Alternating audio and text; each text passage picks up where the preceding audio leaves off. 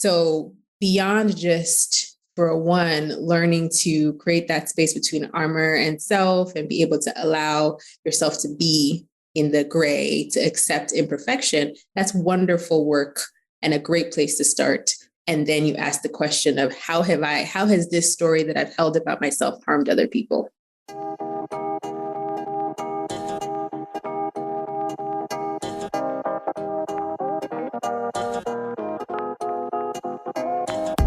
I'm Kim.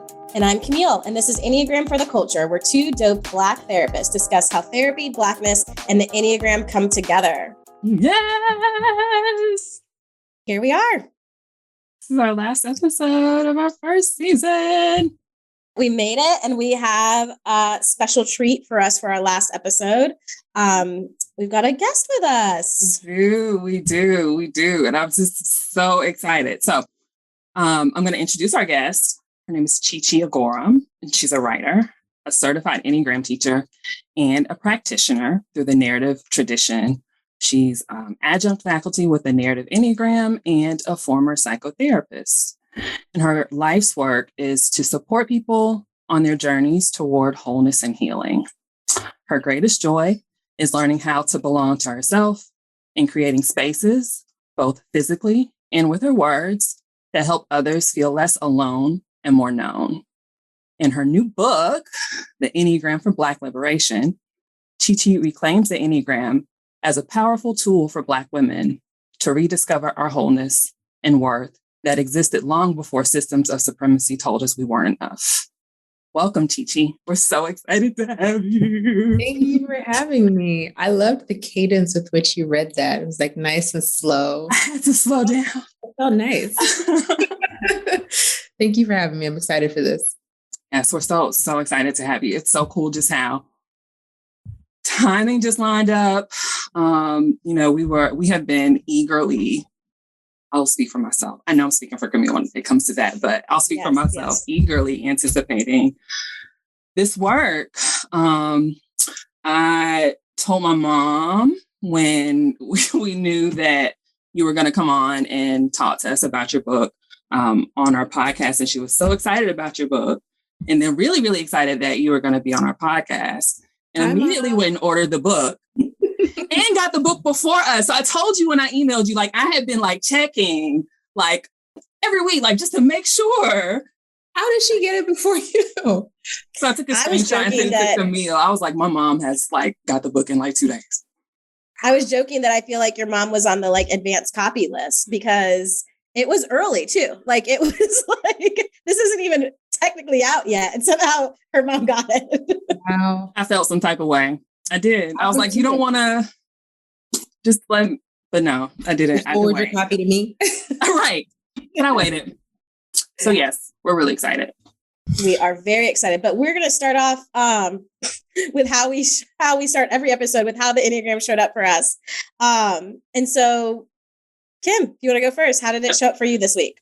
This week, I was really intentional about incorporating like practices of ease this week, which is good for me, hard for me, really, really, really, really, really hard for me, but good for me. So I recognized that it was something that I needed to do. I had a self-care day planned this week, and it worked out well because there were a lot of things that just kind of came up that day that I needed, that I was able to make time for because I just managed to block out that whole day. So it's been nice.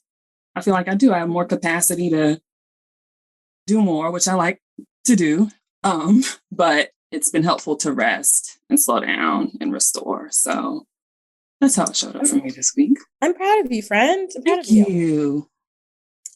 I actually thought of something else, but then Kim was joking with me about something before we started recording. And so I'm going to use this one, is that this week I was asking Kim what her plans were for the weekend about a certain basketball game. And she said, you can name it. It's not just any, that's a big. I'm sorry. Not just any basketball game. It's the Duke Carolina game. First Final time four. in history. Yes. Huge deal. Yes. Our whole state is basically on shutdown right now about this game. And I'm here for it. I do not neither of those are my schools. I'm a Florida Gator, but I love college sports. And so I'm so excited about all the like hype around this. And so I asked Kim, what are your plans for the game? And she's a Carolina fan. And so this is a different ball game for her because she's very invested. And she said, I don't have any plans. And I said, well, are you going to make plans? What are your plans to make plans? What will you be doing? Like, so basically like, what's your plan to make a plan? You're going back to how like I'm trying to be like take it easy this week, right? Just trying to just flow and just kind of take things as I need to. Here she's like, what are your plans for your plans? Are you going to make plans to make the plans? What's the plan for that? And I didn't even realize it until you just called me out on it about how I was like, wait, is that a strange thing to do? Like, is that not normal to not make plans to make plans? I guess so. You like your plans? I love my plans. It's natural for me to just want to make plans, even plans to make plans. Yep. So we do. Planning to be unplanned. We were talking about that. Yep. We were talking about that because she said that she was going to wake up and see where it took her. And I was like, if I wake up and see where it takes me, I also have a list of things where it could take me. So I planned options for the free spirit moment. Chichi, what about you? How did the Enneagram show up for you this week?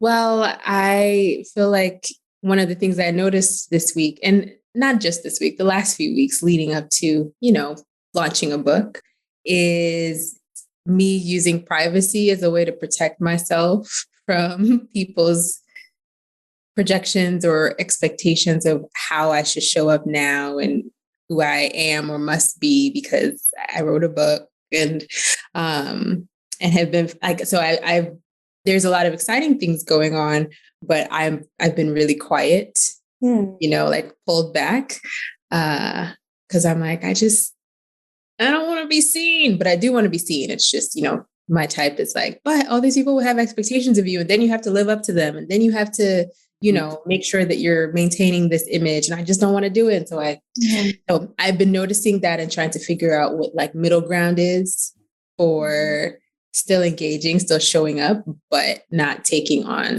people's expectations or projections of who I am. That sounds like big work. Yeah. Yeah. And good that you're naming it, that you've named it and you're aware of it, but that would be hard. It is. Well, honestly, it's easier for me to just go to private mode. Like that's actually not hard. I love being mysterious. Mm-hmm. I love disappearing and just, I can't right now. So that would be the easier thing. What feels harder is figuring out the in-between of, okay, I still have to stay present and I still have to show up. How do I do that without taking on everyone else's expectations of me? Yeah.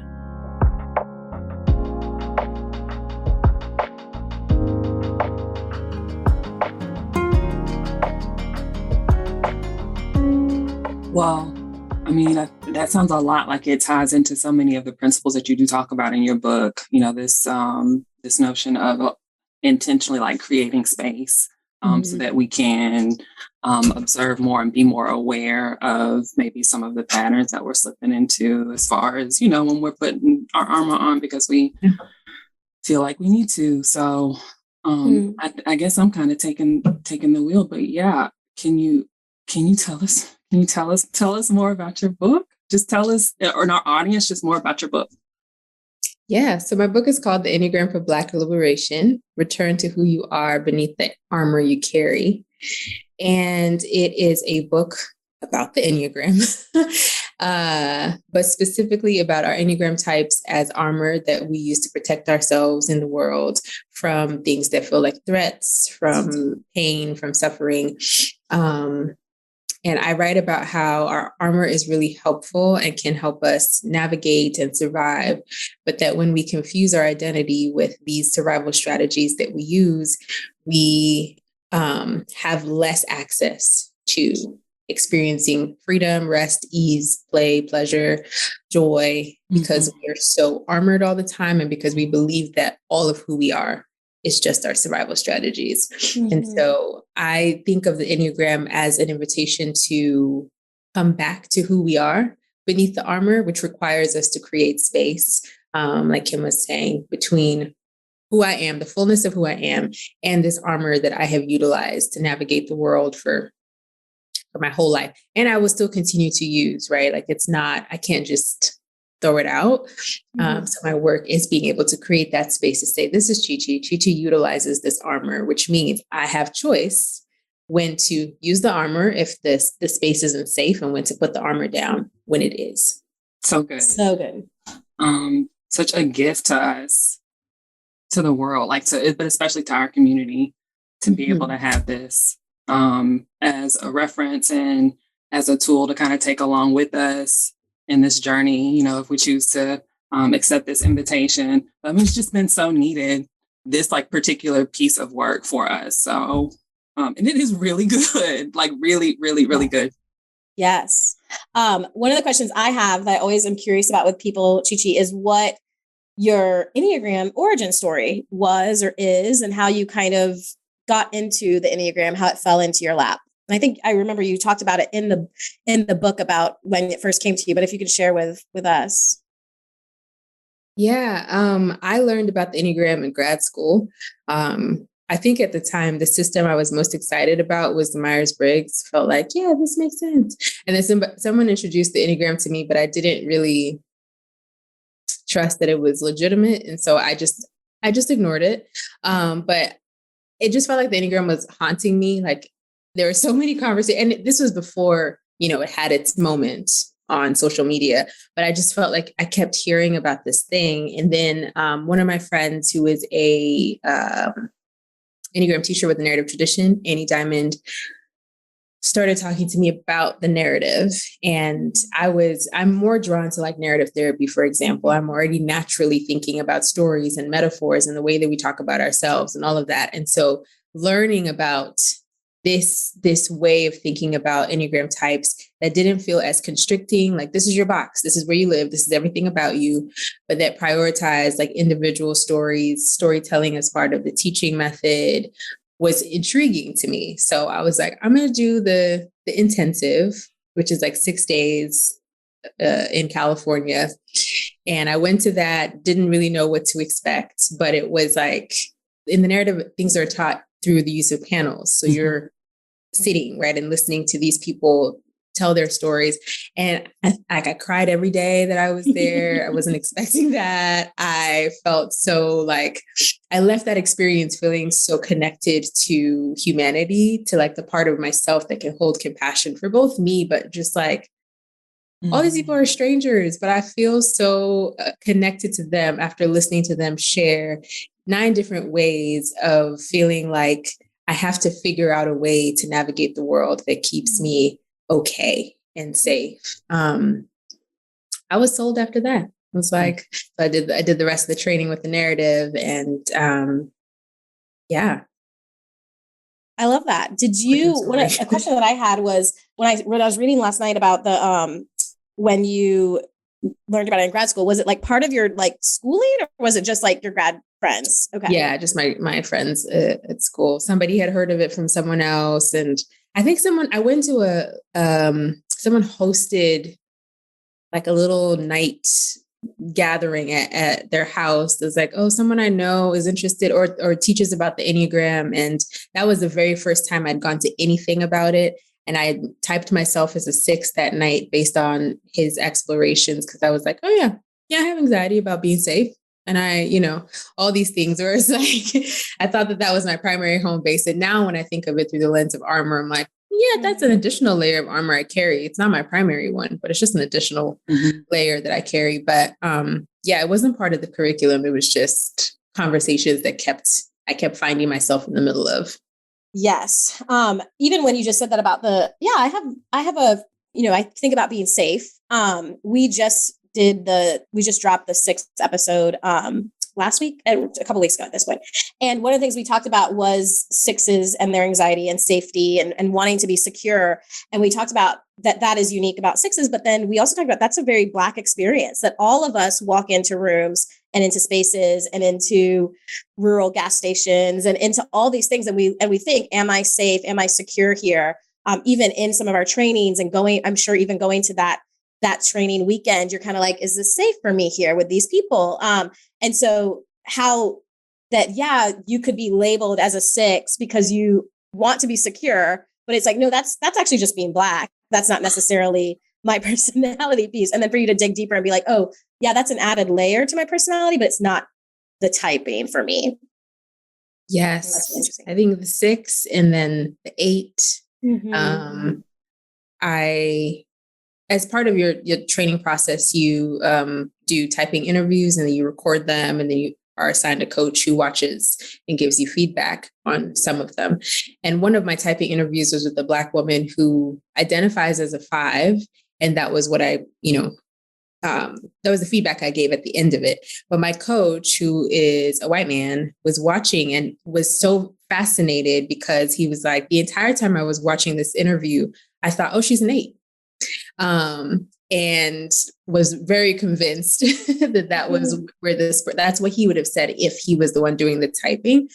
And we had a really good conversation about how often Black women show up like that, with that additional layer of armor because we're required to. Yeah. But digging beneath the strong, tough exterior shows this person who really just wants to observe and just does it. But because she's direct in the way that she says it, she's assertive in the way that she says it, the automatic assumption is, oh, that's an 8, And I find those things I think those things are really important to talk about in the general conversation about the Enneagram. Absolutely. Because I have seen so many people be mistyped because of these subconscious stories we have about race and identity and these sorts of things and how they play into our armor. Yes. Absolutely.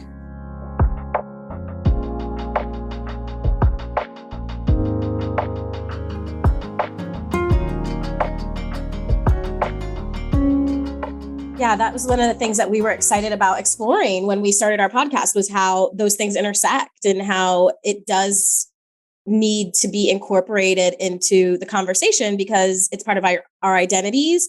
And then if we're not talking about those things when we're typing or we're talking about the Enneagram, then we're sort of missing something. And so I was also reading, I loved when you talked about that a lot of times the growth for when people are talking about Enneagram stuff, the growth is to be more vulnerable and to get to this place of, openness and acceptance and vulnerability. And you just talked about it so beautifully. And that I loved this sentence where it says, like, the ability to willfully conceal vulnerability requires power, and power is concentrated in the center. Those who are centered are protected by the system and therefore face less harm by embracing vulnerability. So this recognition that sometimes not sometimes, but a lot of times it's us that are not at the center, we don't have the privilege of saying, oh yeah, I get to be vulnerable. And that beautiful example when you talked about like the 8s and like, no, I have to show up direct. I have to show up in a certain way and kind of strong because I don't get to just come in and just be open all the time. It might be actually like harmful to me. And so I wanted to know when did you first realize that that race was missing from the discussion around race? When race was missing from the discussion about the Enneagram. Yeah. From the beginning. Maybe not from like, I'm thinking about that night at the person's house. Like I wasn't thinking about it at that point. It was just like, oh, an exciting new, tool.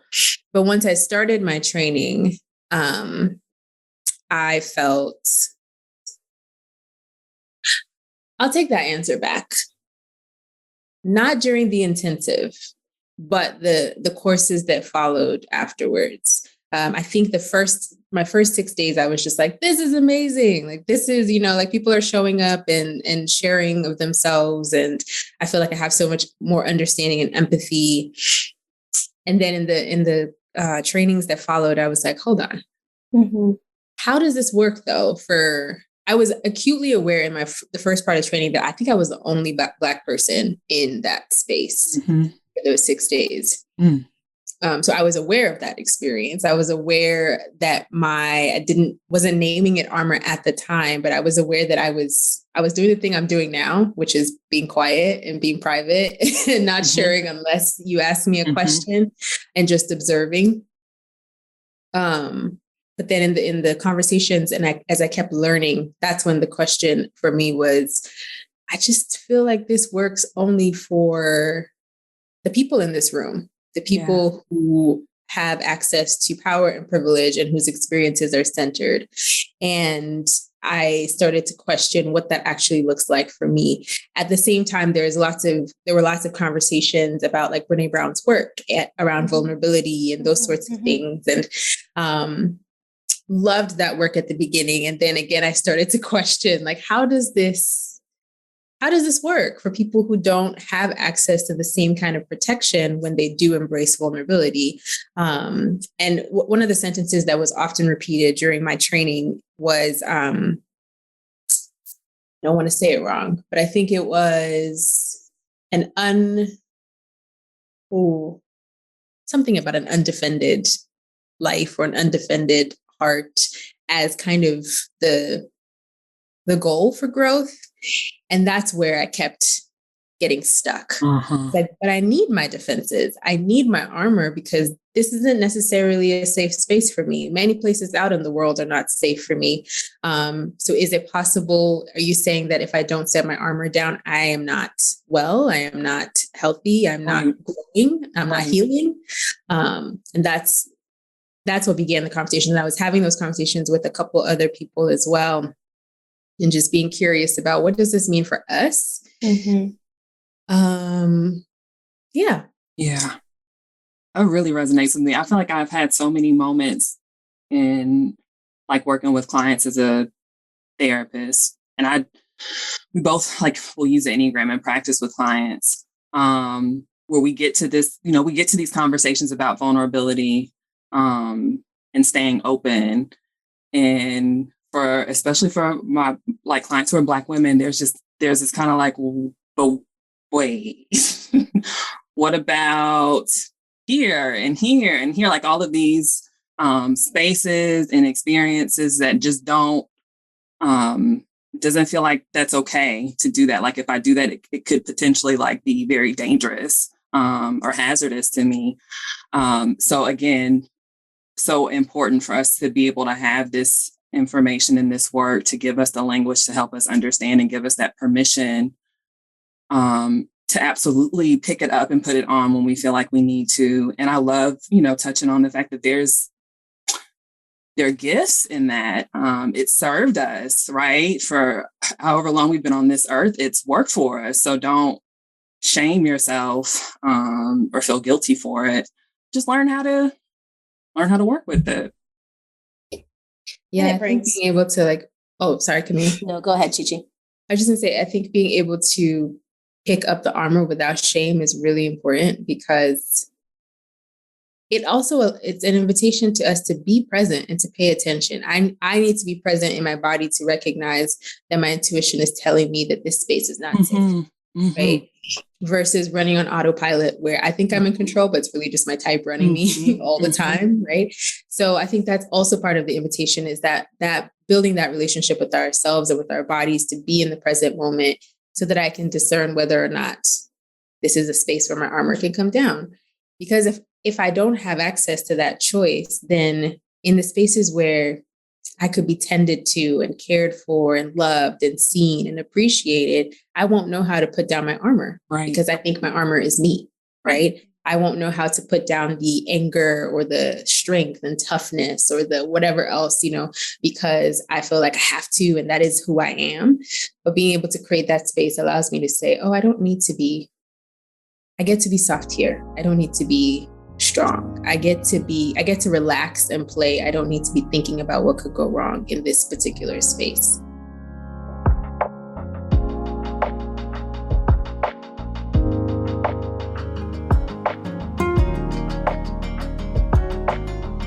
Yes, I'm just taking it all in.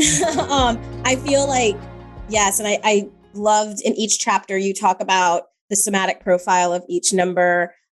We tried to weave that into our episodes as well, but so much, and I think you said this in the beginning of the book, how our Western culture, America, like we're very much taught to kind of cut off our body sensations and how much wisdom our body has. And so I love how you talk about that for each number.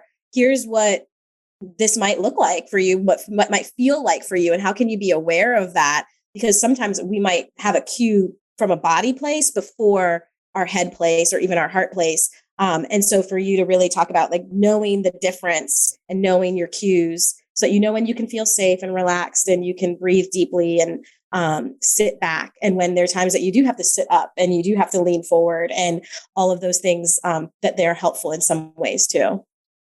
So I am still really excited, even though I kind of feel like in my head, we've been hanging out together this week because I've managed to taking time for myself when you've been doing some of your other conversations. I was available. So I hopped on. And I've been hanging out there. Right. Yeah.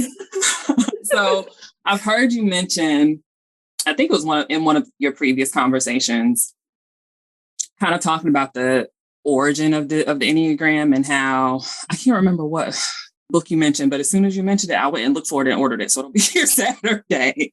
But it talked about how you grabbing it. Yep, that's it. Where did the Enneagram come from? Where in the world or where on earth? Yeah. By Fatima Fernandez Chrisleave. Yeah. Yes, I'll have it tomorrow. But so you reference that and you talk about how so many in communities of color, this tool kind of originated from. How is it that now that like here today, it continues to be a space that's so white? So I know we know, we don't have all the answers. We're not supposed to have all of the answers. And some of these questions are not questions for us to answer, but just for the sake of the conversation, in your opinion, why do you think, what are some factors as far as like why that is?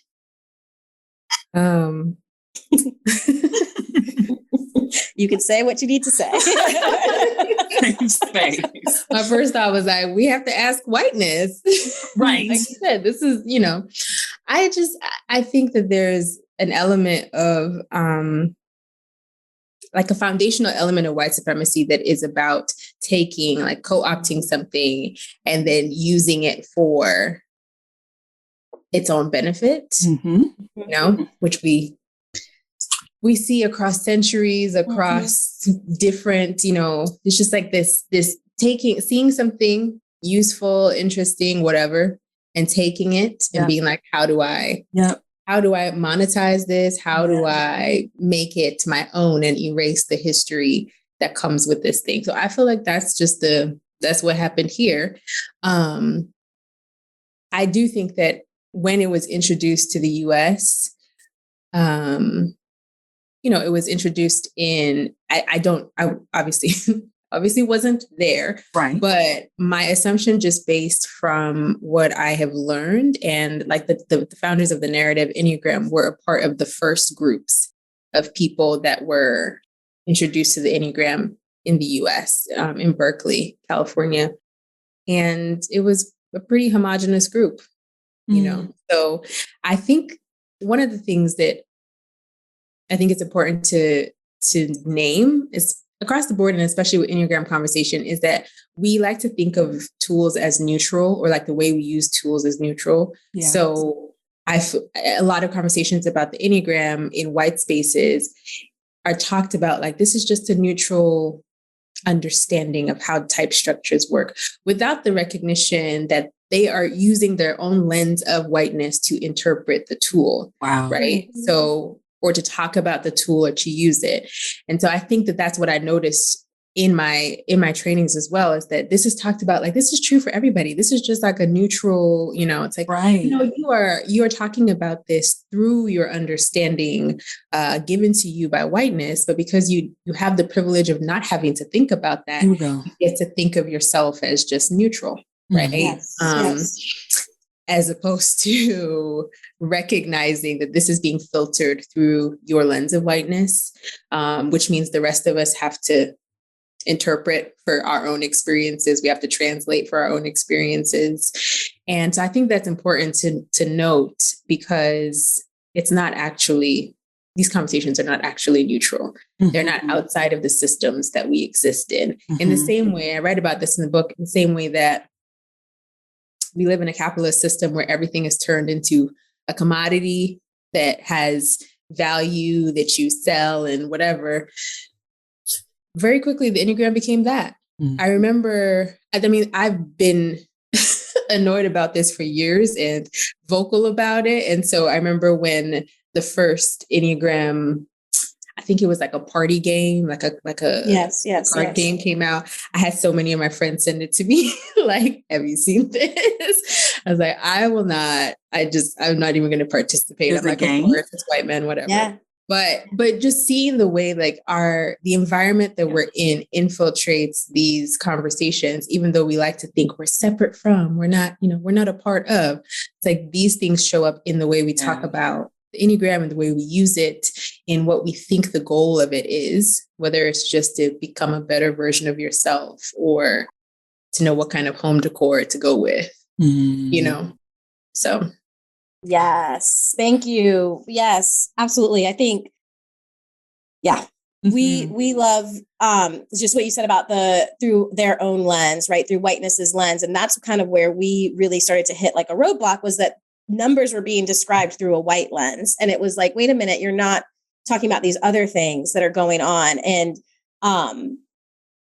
yes, because unfortunately, a lot of the times the teachers were white. And so there's just a limitation to that. And then a blinders to that, and not a seeking out of other ways. All of what you're saying, just we're both therapists, and we sometimes have to, sometimes we have to go to trainings, and we're learning about things. And even we talk a lot about like a lot of the body-based therapies, like a lot of times they're actually rooted from people of color, but then the organizations that do the trainings are now all white. And then how that gets filtered through a lens of whiteness, but then also gets these steps. So it's like step 1, talk to the client about this. Step 2, stop. And it becomes that very like white supremacy way of like, let's break it down into steps. And I think that sometimes even with the Enneagram, it can become the step thing, as opposed to, I love in your book, you're like, let's do journal prompts. Let's look at like the collective part about this, the community work about this. Let's not just focus on internal stuff, but let's look at how this shows up in the world and the people that you're relating to. And I think that doesn't happen sometimes when it's not a clear, when it doesn't happen when it's only taught by white people. Or like a linear, like to your point of step 1, step 2, step 3, so that you have measurable and achievable goals, to fit into the system that we live in. Yeah. Hey, so a part of our hope is to really connect with you guys. So we want to know what you're getting from this and what you want to learn more about on this podcast. You can connect with Camille on Instagram at camille.logan.lcmhc. And you can find Kim on Instagram at KReeseLCSW. And you can follow us both on Instagram at Enneagram for the Culture. We've dropped the links in the show notes, so check those out too. And while you're there, go ahead and bless us with a rating and a review. Subscribe so you can be notified when our new episodes drop weekly, and share this with someone you know. We'll see you around. I don't remember if this is what I read or if what I've heard at this point, and this is not one of the questions we asked, so I don't know if it's I'm going to ask it anyway. You have a few times referenced like countries and types, like so countries having like the energy or mentality of certain types. Where can you just share more? Like, is that just your own genius, or is that? No, it's not. I learned that through the narrative, just because it was like referenced a lot. Like the U.S. is thought of as a 3 culture. Yeah. We have this collective story that you have to be seen as successful and competent and capable in order to have any value, which, hello, capitalism. And then there are that's the primary one, because this is where all the trainings have been done. But it caused me, because that was referenced a lot in my trainings with the narrative, it caused me to think about other, sure, overall 3 culture, I feel like that's very true. But what about the subcultures? Because we also think about like family cultures. And more often that conversation was around like the instincts, like a self-preservation, primary instinct in a family versus social versus sexual. But there's like family of origin cultures. Then there's like your your ethnic group. Then there's like, so there's all these layers that impacts the way our type shows up, which I think often you're not, I will say on the record, you're not supposed to type other people. It's an inside job. Don't tell people who they are. Sometimes I break that rule because I think it's funny to ask people, or fun to ask people when they don't know what type I identify with. Usually when I'm like having a conversation with somebody about a training that they want me to come do, or like in some sort of teaching capacity, and they ask me what type I identify with, and I just think it's fun to be like, what are your guesses? I'll tell you what it is, but I'm just curious. Nobody ever guesses my accurate type. And I think that that's for many reasons. I think because the numbers, they'll say 8. I'm a Black woman. Right. I'm a Black woman having a conversation with you about being in charge of a training. So automatically, assumption I'm an 8, a 3, or a 1. None of which are my primary types. And I lost my train of track. Oh yeah. And so just thinking about the ways that I grew up in 8 culture in Lagos, Nigeria. It is not hard for me to access that type of armor if I need it. It's not comfortable because it's not my primary. Yeah. But I can access that because I grew up in a culture that said you have to show that you have power. Otherwise you'll be overpowered. Yeah. So you have to be tough. You have to be strong. You can't show any sign of weakness. I had the most tender heart as a child, but nobody would have ever known at school because I was, don't mess with me. I will destroy you. I had to have that, have that, armor to survive. But it's not my primary. I think of Black culture within the United States as 7 culture, which I write about in the book, which I've had interesting conversations with, because some of my Enneagram teacher friends think 6, some think 8. And I really feel like if it was 8, we would have burned this down by now. But, but I think of 7 just because of the first inclination when something difficult happens is humor, is lightness, is the memes. It's just like, let's find, and then it's a lot of the rationalizing of like, well, at least it's not as bad as, at least this, it could be worse. And like those collective coping mechanisms that help us survive, which are helpful, but don't necessarily support our full thriving, because we know that, the grief is still there. Just because we're not, talking about it or processing it doesn't mean it goes away. The pain is still there, but it can feel overwhelming. It can feel like I will drown if I pay attention to every piece of news, right? So I have to have ways to get away from that. So then it's a question of the and, like, how do I utilize this helpful armor to say, I really just need to laugh right now. I just need music. I just need fun. And I also need practices to come back to my body, come back to where I'm holding grief, come back to where I'm holding pain, so I can process and metabolize and not carry that as extra weight with me. That's like coming out sideways because I'm not dealing with it. So cool. So cool. I think about too, even breaking it down even further probably is then gender. So like, what's the number for Black men and what's the number for Black women? Like, and what does that look like? Because we talk a lot about with our Black men, right, who are maybe 4s and 5s and 2s, like that's not necessarily the like predominant culture of like kind of how it's or the messages that they receive. And so what would be for Black men and versus Black women? That's interesting. And it's not those experiences are not celebrated because you're supposed to be a certain kind of way. So yeah, I know in general, women can mistype as 2s because we're socialized to believe that we have to be the caretakers, we have to be the nurturers, take care of everybody else, don't really think about yourself. And then the power of the 8 can feel very masculine. One of my friends, Jessica Dixon, who's an Enneagram coach as well, talks about how she mistyped herself as a 2 because she was in the church environment for so long and was socialized to think, no, this is the right way. This is the way a woman should be. Because the power and the loudness and the intensity of an 8 are bad for a woman, and especially a Black woman, because now you're an angry Black woman. And so, socialized away from those things. But we see those like powerful attributes as more acceptable for men than we do for women. And even some of the threeness of like the desire for success and for recognition and all of that, we put in the male category as well, because women should be humble and, don't ask for too much and, shrink and yeah.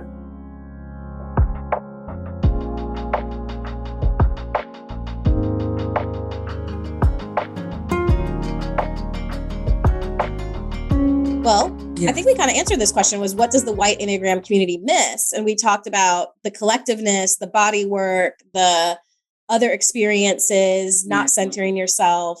I have one more thing. Yes. That they miss. How this work is collective. Yes. So how they impact, how their Enneagram types and their own Enneagram armor impacts the ability or the co-created sense of safety. Yes. Right. Because again, we exist in this individualistic society. It's so easy to be like, this is just about me. It's learning about how to be a better version of my type. It's about me, whatever. But especially because they have access to their center, they have access to more power and privilege. They often are the ones with the power to make laws and rules and requirements based on their singular story of how the world should be, which then creates a less safe environment for the people who hold marginalized identities and require us to keep our armor up more frequently, right? Yes. So I think moving the conversation from just me, it's about learning about myself so I can be a better version of myself for me. Also, it should also include what do you need to do as a person who is centered to recognize the ways in which your armor might make it less safe for somebody else to be able to put down their armor. How does the combination of power plus armor turn it into a weapon? And then what is your work within that? Instead of just putting the burden on me to learn how to put down my armor, right? Yeah. Tell him. Friend. Why are you shaking your head? Tell him. Yes, because it's so, we do that so naturally. Like, I remember, Kim, in one of our interviews or somewhere, you were saying, part of the reason why I wanted to start this podcast is because I want to help my people. Like, it's natural for you to say, this is why I'm doing it. I'm going to use my threeness to change the game, right? And I think I was in an interview yesterday and she was talking about, how does your sevenness? I'm like, my sevenness is how I changed the game. Like, that's me adding joy, is because I want the world to be a better place. Like, and the fact that that doesn't come easy for our white friends and brother, friends, is that they just sit here and they go, me, without thinking, wait, no, how can you use your number, yourself, your identity to change the game for others? You actually have more power than us. Unfortunately, we have our own power, but you have power, and it's unfortunate. And I feel like, I remember, June 2020, right? And I remember there was like an Enneagram post about how to use your number for anti-racist work. And I was like, well, that's cute. That's good. But then, like, we didn't see it anymore. Right. And it's like, keep going, like, keep going with that. Like, don't just say, well, I'm a this number, so I don't need to have that conversation. It's like, no, like, how do you take down your armor and your defensiveness to be able to create change and change the game in this world? And how does your armor support white supremacy? One of the easiest examples for me to access is thinking about the type 1 armor, where it's very binary. There has to be good and bad, right, wrong, and I have to be good, I have to be right. If somebody who is centered with access to power and privilege gets to decide what is good versus bad, and then uses that power to hold everybody else to that same standard of what they believe is good, and try to get rid of what they believe is bad, who is that harming? Right.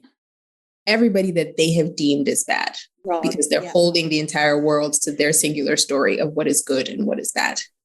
Right.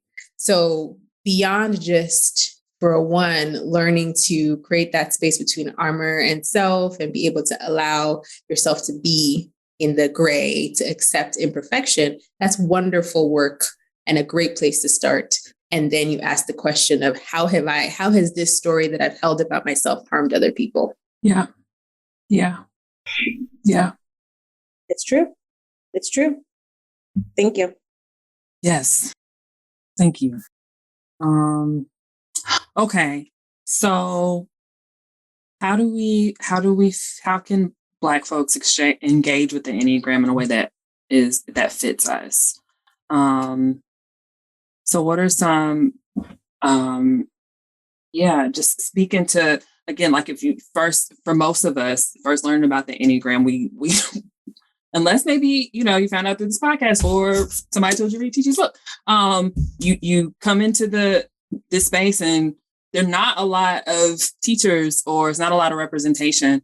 So taking that into consideration, just what are let's speak to ways that we can engage with this tool, this system in ways that are fitting for us, good for us, helpful for us.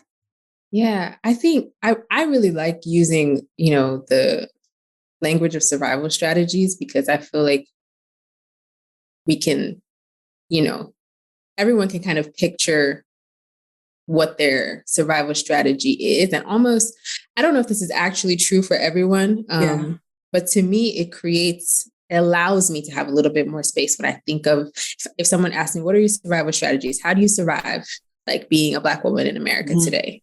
I can think of things, right? But then if the person asked me, are all of those things like the fullness of who you are?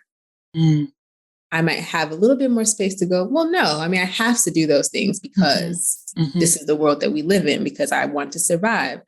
But yeah, would I love to live in a world where you don't have to tell a little kid how to be prepared to encounter a police officer? Yeah, I would love to live in that world. And so then the question becomes, well, who would you be if you didn't have to be carrying the survival strategies with you all the time? Who would you be free to be if you didn't have to carry the fight with you all the time? Who are you outside of the struggle? We know that we're living in the struggle, so it's not to discount that, but who are we outside of it? We deserve access to connect and reconnect with those places within ourselves. And I think that, there's so many people who are being vocal these days about how exhausted they are with just carrying all the things that we're supposed to show up in the world, especially Black women wanting to just rest, wanting softness, wanting ease. And I think that this conversation is important because there are barriers to that. Like the armor can be helpful, but can also be a barrier to accessing rest and ease. Because if I think of myself only as these survival strategies, I don't know how to answer that question of who am I outside of the survival strategies? Who am I outside of? I had a session with my therapist this morning, and she's reading my book. And that was the line that she read to me. And she was like, I'm still trying to answer that question. I don't know. I don't know who I am. Chichi, I wanna pause. At the end of your book, you thank your therapist, and I teared up, and I was like, any of my clients out there, if you'd like to write a book and thank me. I don't think she's gotten to the end yet, because she's still in the middle of the book. And I was like, oh, you haven't read the acknowledgments yet. You're in there. You'll see it eventually. It's going to be her life's work. I mean, the way that you talk, so shout out to all of our therapists, but the way that you talk about her as your unicorn. She's my unicorn, because I spent so long trying to find a therapist that looked like me, and I had more stipulations even beyond. I wanted a Black woman, and she fit all of them. And I was like, where'd you come from? You are my unicorn. Yeah. But yeah, that question of who are we outside of the fight, the struggle, the armor, I think is what I would love to I'm not the first person asking this question, so I'm not introducing it, but that's what I hope this book can bring communally, is us being able to pause and go, oh, right, like if I am not just the survival strategy, if I'm not just the fight or the struggle, who would I be free to be? And then what are the practices that help me return to that, that self? Because she's not gone. She's just weary and buried underneath all of these extra layers of armor that I navigate the world with. Yeah.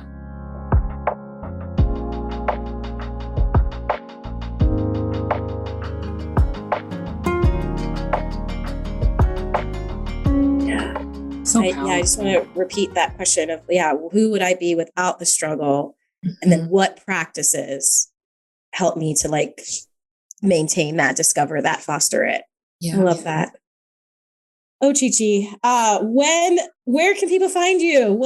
How can we hear more about you? How can, other than obviously buying the book, the Enneagram for Black Liberation, but how else can people connect with you? My